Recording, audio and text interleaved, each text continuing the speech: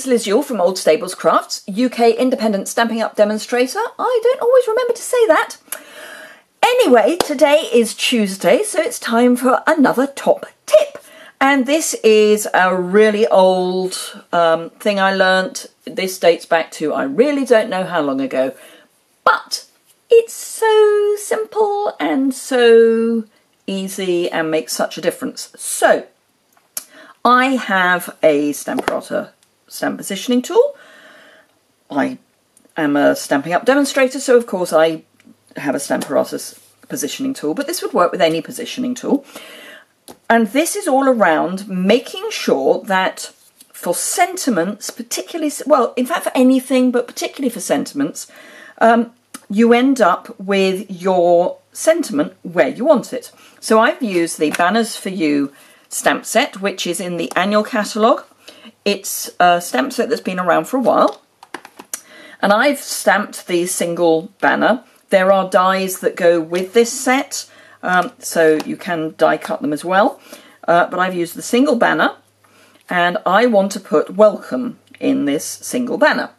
So I've got my stamp, and I've put it on my Stamparatus where I think I need it. But to make sure it's in exactly the right place, I have got a piece of acetate, a piece of window sheet, but you can use any acetate, and I just pop that on top of my card, and then you simply ink up your stamp. Sorry, it's off camera, but trust me, I'm inking up my stamp, and then stamp down. Now, it's not going to be a perfect stamp because this is acetate, but it shows you where the stamp is.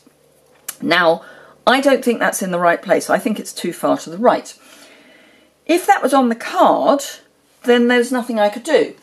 But by putting a piece of acetate down first, I can clean that off, wipe my acetate dry, clean my stamp because I don't want ink all over my fingers.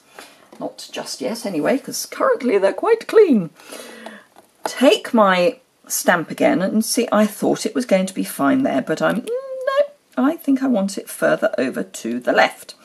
So I can position my stamp again where I think I want it, and because it's photopolymer, I can, you know, try and follow the curve of the banner.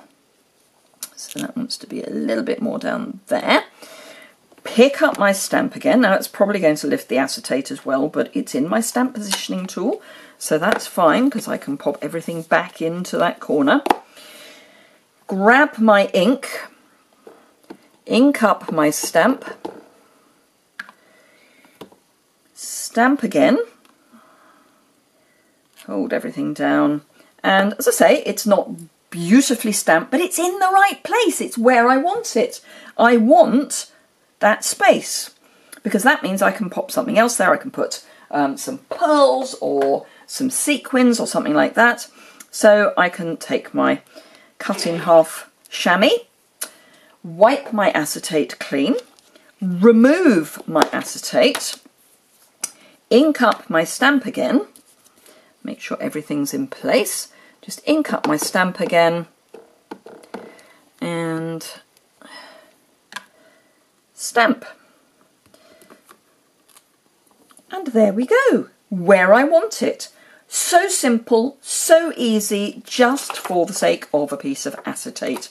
Now obviously your acetate can be any size, you could probably do a whole sheet maybe for the whole of your Stamparatus, so you've got it ready to go. In fact, you know, I think I might be doing that.